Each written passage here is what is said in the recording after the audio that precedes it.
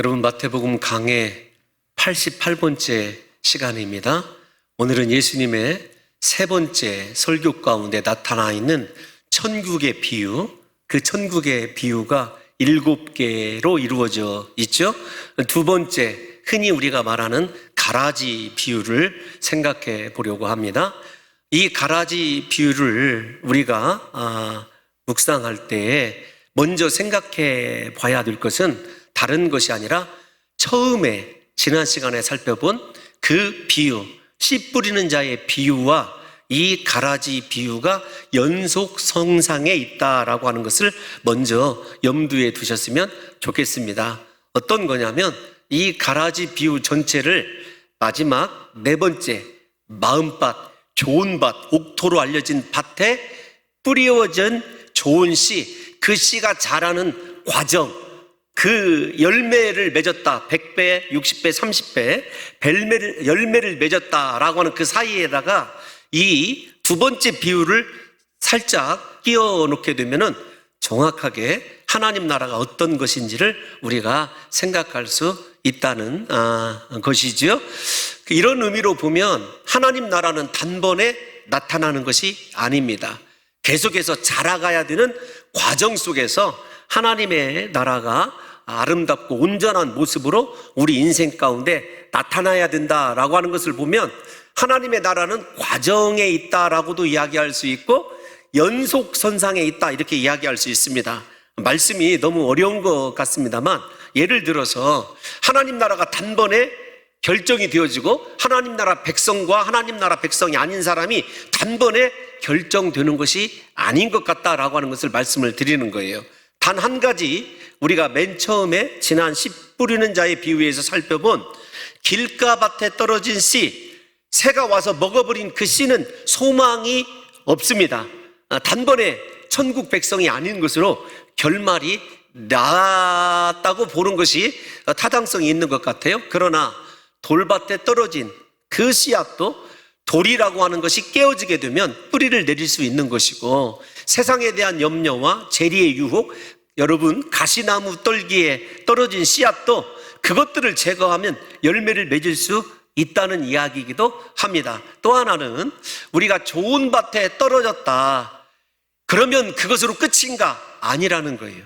계속해서 자라가야 되고, 앞에서 말씀드린 그 모든 어떤 우리 안에 있는 하나님의 나라가 자라지 못하게 하는 장애물들이 제거된다고 한다면 하나님 나라가 나타날 수도 있다라고 말씀드린 것처럼 좋은 밭에 떨어졌다, 그래서 씨가 떨어진 걸로 하나님의 나라가 완성되고 나타나느냐? 그렇지 않다라는 것입니다. 오늘 본문을 보게 되면 이 좋은 밭에 하나님의 거룩한 말씀의 씨가 떨어졌어요. 그런데 그 비유는 약간 적용하는 단어는 다르지만 그 좋은 밭에 밤에 몰래 원수 마귀가 찾아와서 가라지를 덧뿌립니다.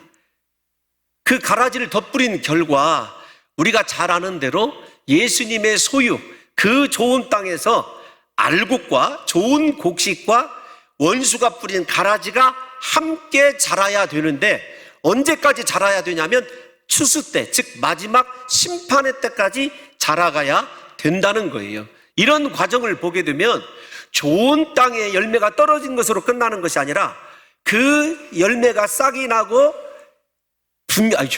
그 씨가 싹이 나고 열매를 맺을 때까지 우리에게는 치열한 영적인 전투가 펼쳐질 것을 이야기합니다. 어떤 것이냐면 언젠가는 모르지만 가라지가 우리에게 떨어질 수 있고 그 가라지가 우리의 생명의 기운, 말씀의 기운을 뺏어가지 못하도록 우리가 치열한 영적인 전투가 있은 후에야 30배, 60배, 100배의 결실을 맺을 수 있다라고 이 두 번째 가라지 비유를 첫 번째 비유와 연결해서 생각하는 것이 제가 볼 때는 상당히 하나님 나라를 이해하는데 도움이 될 듯 싶습니다. 사랑하는 성도 여러분들이요, 우리에게 가라지가 함께 자라난다라고 하는 현실 의식을 생각해 보면 이 현실 의식 속에서 가장 중요한 것은 역시 무엇이냐면 우리 마음밭입니다. 우리 마음밭이 가라지에게 영양분을 공급하지 않고 오직 복음에게 영양분이 공급이 되어지도록 우리가 마음을 얼마나 예수 그리스도의 말씀으로 잘 다스리고 하나님 나라가 확장되어 가도록 내 마음 안에 거룩과 성결, 예수님의 십자가 은혜를 지속적으로 충만하게 공급할 수 있는가라고 하는 것이 열매를 맺느냐 맺지 못하느냐의 커다란 관건이라고 여러분들에게 이렇게 이야기할 수 있습니다. 그러므로 우리의 마음이 하나님의 말씀을 지켜내고 하나님의 말씀에만 반응하도록 늘 마음을 겸손하고 온유하게 하여야 될 뿐만 아니라 예수님이 말씀하신 대로 하나님의 나라가 성령이 하시는 일과 연관되어 있지 않습니까? 성령께서 내 마음을 지키시고 성령께서 내 마음을 부드러운 옥토로 만드시게 할 뿐만 아니라 성령의 보습으로 저와 여러분들의 마음이 굳어지는 돌밭되지 않도록 날마다 마음을 새롭게 하는 것이 중요하다, 이렇게 말씀을 드릴 수 있습니다. 여러분, 우리가 이 두 번째 비유를 통해서 생각해야 되는 것은 하나님 나라 완성까지 우리가 얼마나 치열한 영적인 전투를 치러야 되는가라고 하는 것을 생각해 봐야 돼요. 그래서 다시 한번 강조합니다만, 내게 말씀이 있다라고 하는 것으로만 안심해서는 안 됩니다. 내 안에 언제든지 나도 모르게 뿌려져 있을 원수 마귀가 뿌려놓은 가라지가 있는지를 살피는 영적인 분별력도 굉장히 중요하다라는 것을 저와 여러분들이 생각하셔야 돼요. 그래서 이 첫 번째, 네 번째 좋은 밭의 비유 안에다가 이 두 번째 가라지 비유를 집어넣고 저와 여러분들이 과연 내 안에는 하나님이 원하시는 열매가 있는가를 함께 곰곰이 고민해 보고자 합니다. 여러분, 이 두 번째 가라지 비유의 핵심은 어떤 것이냐면, 농부가 씨를 뿌리는 농부가 인자이신 예수 그리스도라는 거예요. 그 예수 그리스도께서 자신의 밭에, 그러니까 예수님의 소유이기도 하고 그 밭이 예수님이기도 합니다. 그러니까 예수님의 포괄적으로 얘기를 해서 예수님의 우리를 향한 선택의 은혜, 우리가 좋은 씨로 선택을 받았다라고 하는 것이 먼저 인식되어야 하는 것이지요. 그리고 씨라고 하는 것이 우리예요, 우리. 천국의 아들들을 이 두 번째 가라지 비유에서는 씨라고, 좋은 씨라고 이야기하고 있습니다. 저와 여러분들이 예수님 보시기에 좋은 씨라는 거죠. 이걸 좀 생각해 보면 이런 겁니다. 우리는 예수님께 특별히 선택받은 좋은 씨예요. 하나님 나라 백성이라는 거죠.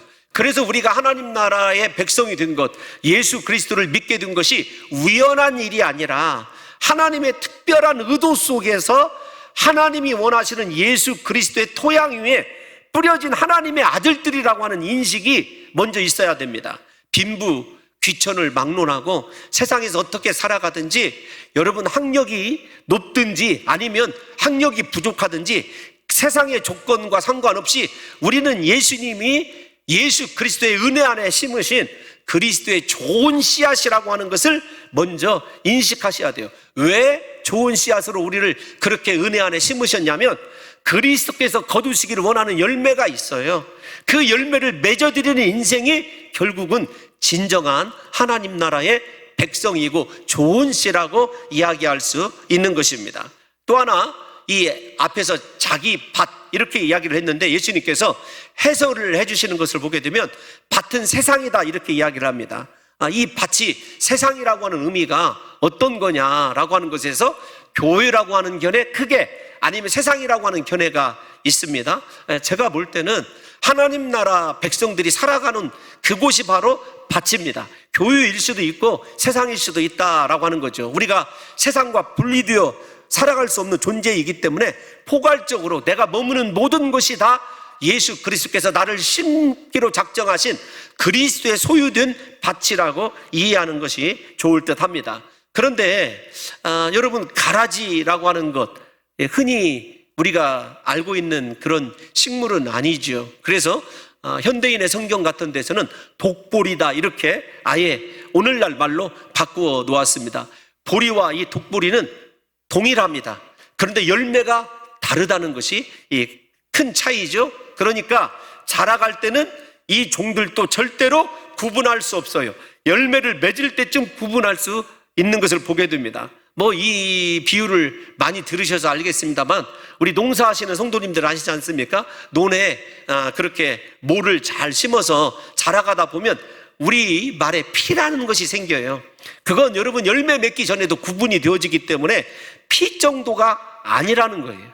그런데 이 독보리라고 하는 것이 왜 이렇게 무서운가라고 하냐면, 앞에서 말씀드린 대로 열매가 드러날 때까지는 전혀 알 수 없다라는 거예요. 또 하나, 이 독보리를 왜 주님께서 비유로 들으셨냐면, 그 당시에 예수님 시대에 유대인들이 어떤 자기 자신에게 몹쓸짓을 해서 내가 꼭 보복해야 되겠다, 안갚음을 해야 되겠다고 하는 방법 중에 하나가 어떤 것이냐면, 씨 뿌릴 때 나를 힘들게 하는 그 사람의 논에다가, 요즘 우리말로 하면 밭에다가 이 독보리를 몰래 뿌리는 거예요. 근데 이 독보리를 먹게 되면 어떤 일이 일어나냐면 설사와 구토 증세가 있고, 심각한 경우에는 우리가 탈수 현상이라고 하지 않습니까? 그것 때문에 죽는 일도 있었다고 그래요. 그래서 예수님 당시에 로마 법을 찾아보게 되면은 절대로 아무리 원한 관계에 있어도 이 독보리를 뿌리는 것에 대해서 중죄로 다스렸다, 이런 기사가 있어요. 그러니까 예수님께서 막연하게 없는 이야기를 지어내신 것이 아니라 그 당시 사람들이 충분히 이해할 수 있는 사회적 현상을 가지고 지금 하나님 나라를 설명하고 있다라는 것을 우리 성도들이 아셔야 된다는 것입니다. 여러분들이요, 오늘 이 독보리 비유를 통해서 우리가 생각해 봐야 될 것이 있어요. 어떤 것이냐면, 이 독보리를 뿌리는 자가 누구냐라고 하는 것이죠. 원수 마귀다, 이렇게 이야기를 하고 있습니다. 이 원수 마귀가 존재한다, 이 땅 가운데. 그리고 마음대로 예수 그리스도께서 심어놓은 좋은 씨 위에 자신의 씨를 덧뿌릴 수 있는 권한이라고 표현하면 그렇지만 분명히 그렇게 마음껏 출입할 수 있다라는 것이에요. 우리가 이 천국장에 들어오기 전에 12장에서 예수님께서 귀신 들려서 보지 못하고 말하지 못하는 그 사람을 치유했을 때 이 땅 위에 두 개의 나라가 존재한다, 이렇게 말씀하셨죠. 하나는 사탄의 나라입니다. 하나는 하나님의 나라죠. 그러니까 우리가 이 세상의 흑백 논리가 아니라 모든 영혼은 둘 중에 하나 나라에 속해 있을 수밖에 없어요. 우리 사랑하는 성도 여러분들과 저의 열매를 보면 내가 하나님 나라에 속해 있는 사람인지 아니면 사탄의 나라에 속해 있는 사람인지 알게 될 것이다, 이렇게 말씀드렸어요. 그러니까 사탄의 나라와 하나님의 나라가 공존하면서 치열한 영적인 전쟁을 펼치고 있다고 이야기할 수 있습니다. 그런데 중요한 것은 그렇게 예수 그리스도의 소유된 밭에 마귀가 드나들 수 있다라는 것과, 드나들 수 있다고 한다면 언제 어떻게 드나드느냐? 첫 번째는요, 이 마귀의 활동 무대가 밤이라는 거예요.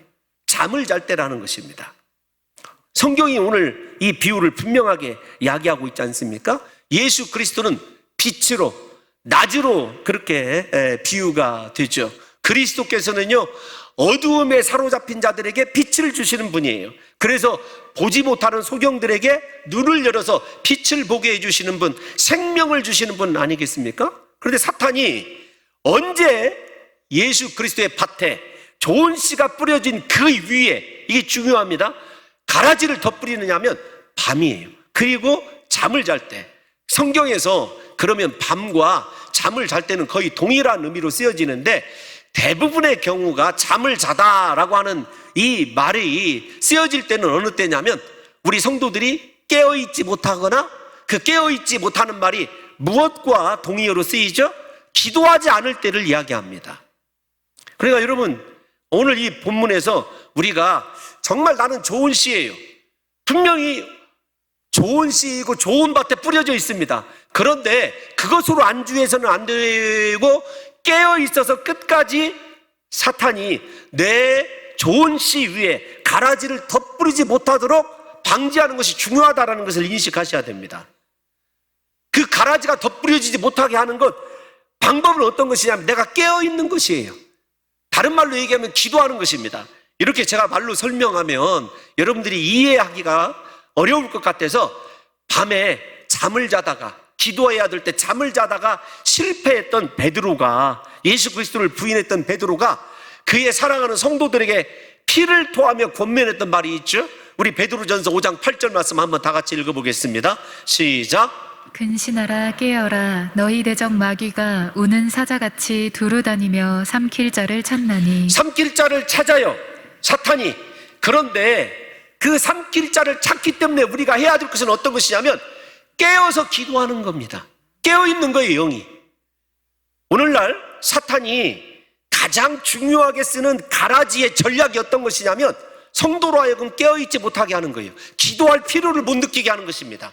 당연히 기도해야 될 사람인데 이만하면 내가 기도할 이유를 느끼지 못하게 하는 거죠.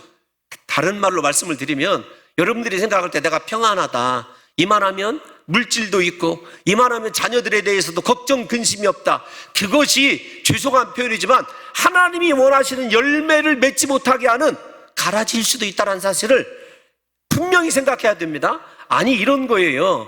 내가 분명히 모든 것들이 평안하고 잘 되는 가운데서도 깨어서 기도하고 있다. 그러면은요, 절대로 원수가 밤에 몰래 와서 가라지를 뿌리는 일은 없을 것 아니겠습니까? 이 말씀 하나로 끝날 것이 아니라 베드로가 또다시 말세에 있을 일에 대해서 깨어있는 것이 얼마나 중요한지를 베드로전서 4장 7절에서 이렇게 이야기하고 있습니다. 시작. 만물의 마지막이 가까이 왔으니 그러므로 너희는 정신을 차리고 근신하여 기도하라. 아멘. 말세다, 내가 하나님 나라가 임하는 것을 믿는다라고 생각하는 사람들에게 주님이 원하시는 것은 다른 것이 아닙니다. 수억의 헌금과 남들이 하지 못한 위대한 업적, 이런 것이 아니라 깨어서 기도하고 있는 것, 이거 한 가지 주님이 원하시는 거예요. 다시 말씀을 드리지만 말세가 될수록 하나님께서 우리 성도들로 하여금 떠나게 하는 것이 어떤 것이냐면 깨어있는 삶, 기도의 자리를 떠나게 한다는 거예요. 자, 이 코로나 3년을 겪으면서 그래도 제 나름대로 목표의 주안점이 새벽 예배이거든요. 우리 성도들이 깨어서 기도하는 것, 우리 교회에서 기도의 등불이 사그라들지 않게 하는 것. 여러분, 사실은 목표를 하면서 뭐 빚이 있다, 혹은 뭐 사람들이 모이는 곳이라 날마다 목회자로 살아간다는 것은 스트레스죠. 그런데 그런 것 때문에는 염려를 별로 해본 적이 없습니다. 성도들이 기도하는 소리가 잦아들 때, 특별히 기도의 자리에 있어야 될 사람들이 기도의 자리에 없을 때, 그때가 이제 목회자로서 굉장히 위기의식을 느끼거든요. 그리고 마귀도 그걸 잘 알아요. 그래서 이 교회의 기도의 핵심이 누구인지를 알아서 그렇게 공격하는 것을 볼 때 참으로 안타깝기도 하고 믿음으로 잘 이겨내기를 원하죠. 다시 말씀을 드리지만 우리 사랑하는 성도 여러분들이 다른 것이 내가 좋은 열매로 맺어가게 하는 이 지름길이 다른 것이 아닙니다. 지름길이라고 하는 표현은 조금 과합니다만은 기도하는 수밖에 없어요. 기도의 자리를 지키는 것은요, 생명을 내걸어야 하는 것이죠. 왜냐하면 심판과, 내 심판과 관련이 있기 때문이기도 하고 내게서 예수님이 원하시는 열매와 관련되어 있는 일이기 때문에 그렇습니다. 이것만, 이 두 구절만 인용을 하면 여러분들이 섭섭해 하실까봐 예수님은 과연 뭐라고 하셨는가? 누가복음 21장 36절 한번 읽어보겠습니다. 시작. 이러므로 너희는 장차 올 이 모든 일을 능히 피하고 인자 앞에 서도록 항상 기도하며 깨어있으라 하시니라. 아멘. 여러분, 말세에 전쟁의 소식이 있을 것이고 기근의 소식이 있을 것이고 전염병의 소식이 있을 것입니다. 그런데 그것들을 피할 수 있는 길이 어떤 것이냐면 깨어있고 기도하라는 거예요. 다시 말씀을 드리지만 가라지 비유에서 핵심은 하나님의 좋은 씨들이 깨어있지 못하게 하는 것이에요.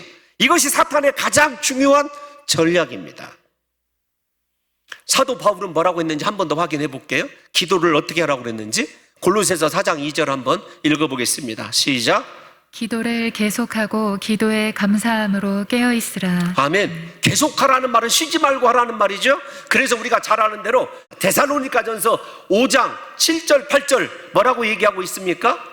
쉬지 말고 기도하라. 앞에가 뭐였죠? 6절이 항상 기뻐하라, 쉬지 말고 기도하라, 범사에 감사하라, 이는 그리스도 예수 안에서 너희를 향하신 하나님의 뜻이다. 우리가 쉬지 않고 기도하는 것이 하나님의 뜻입니다. 아닐까요? 기도를 멈추지 말아라. 기도를 계속해라. 이것이 사도 바울의 이야기입니다.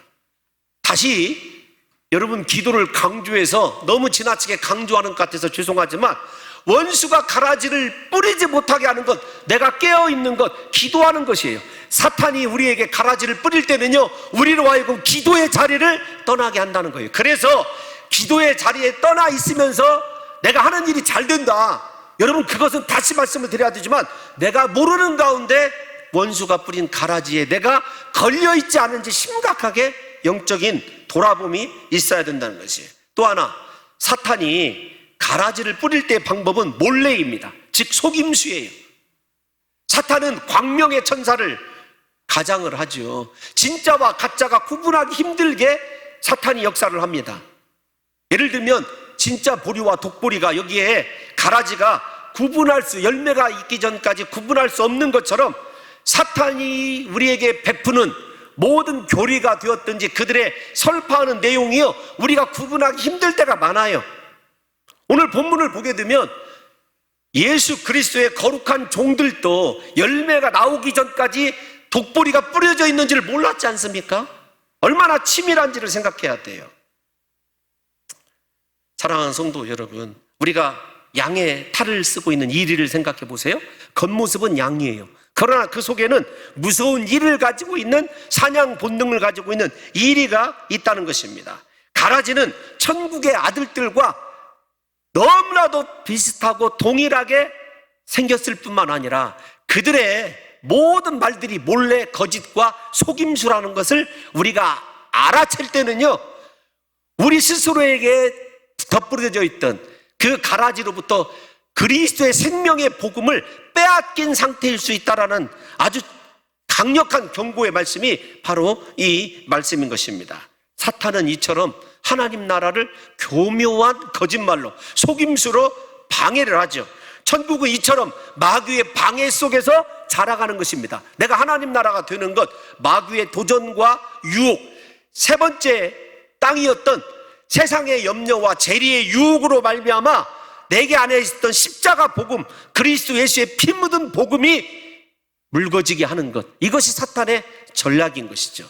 또 하나, 그러면 이 가라지가 원수의 아들들이라고 얘기했는데, 원수의 아들들의 특징을 예수님이 두 가지로 설명을 하고 있습니다. 어디를 보시냐면 41절, 본문 41절 한번 읽어보겠습니다. 시작. 인자가 그 천사들을 보내리니 그들이 그 나라에서 모든 넘어지게 하는 것과 또 불법을 행하는 자들을 거두어내어.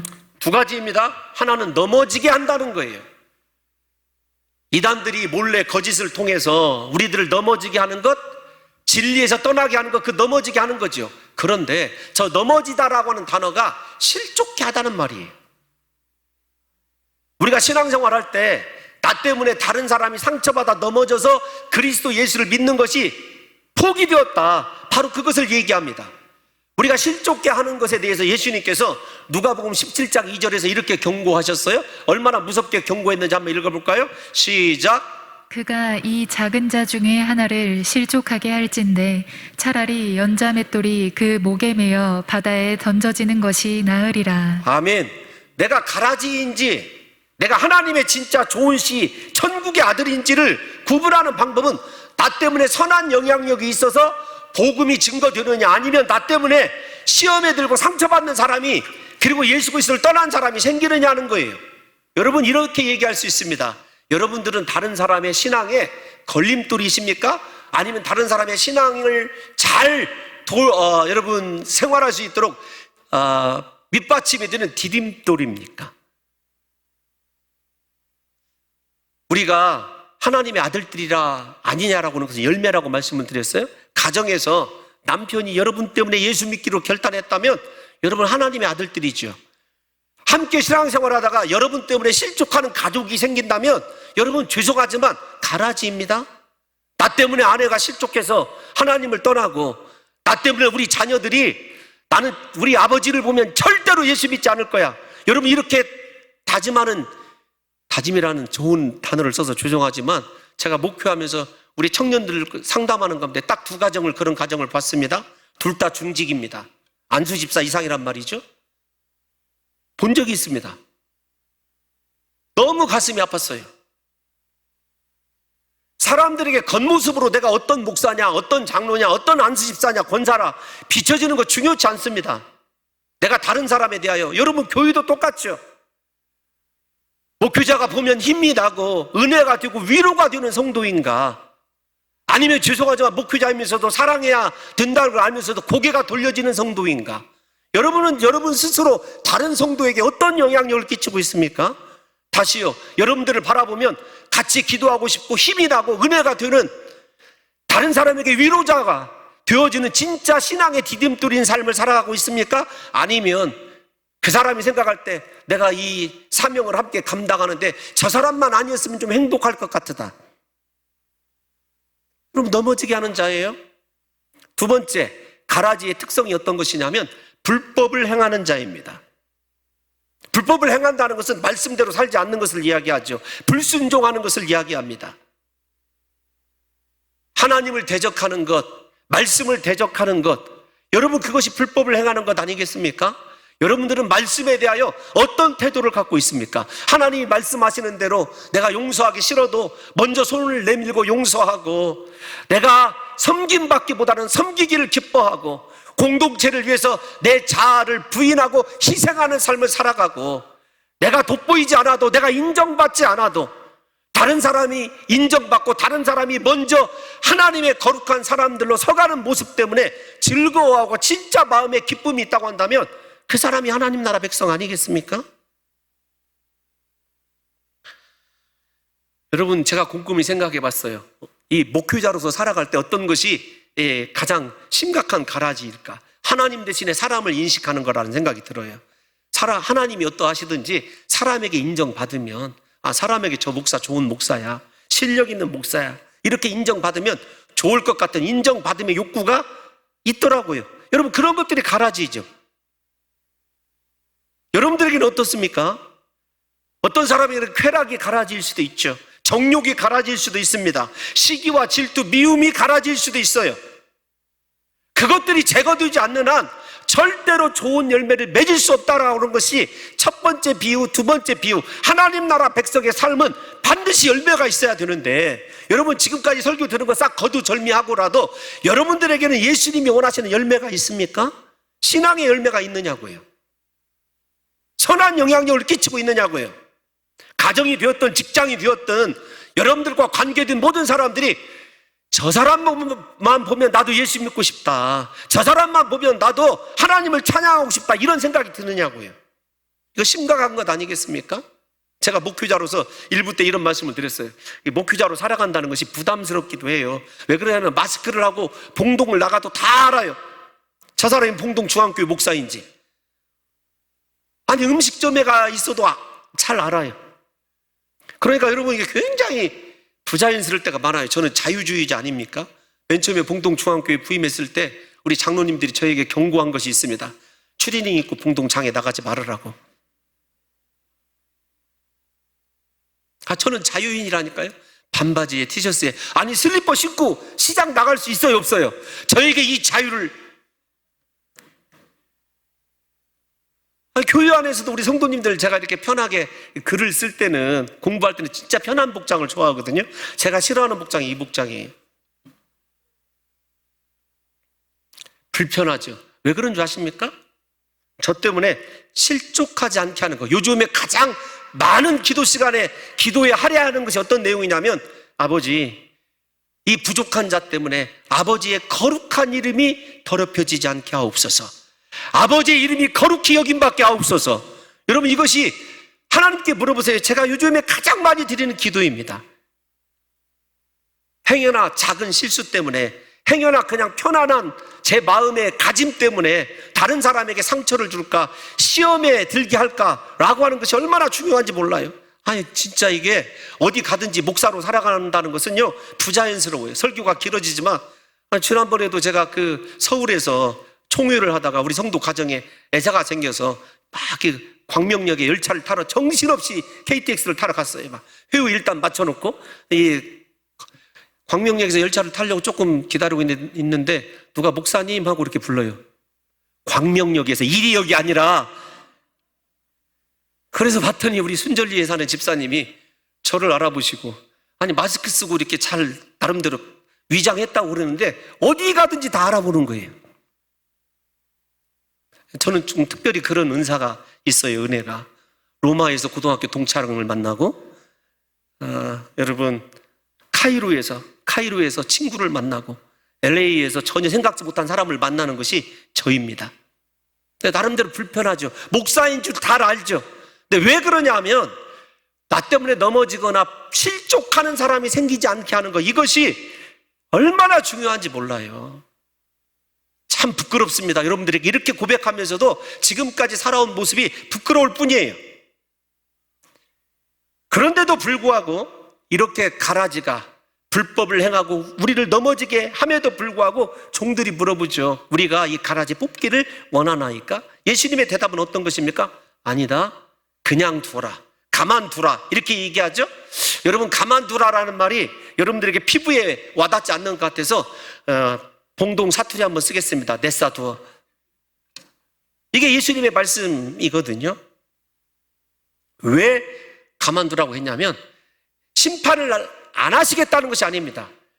심판을 안 하시겠다는 것이 아니라 왜 가만두라고 했냐면 곡식 우리에 대한 사랑 때문에 그래요. 그 가라지를 제거하다가 종들이 그 가라지 뽑아내다가 오히려 정말로 온전하게 있어야 될 하나님의 백성들이 상처 입을까 봐 그런 거죠. 중요한 것은 어떤 것이냐면 그래서 가라지를 사람이 제거하는 것이 아니에요.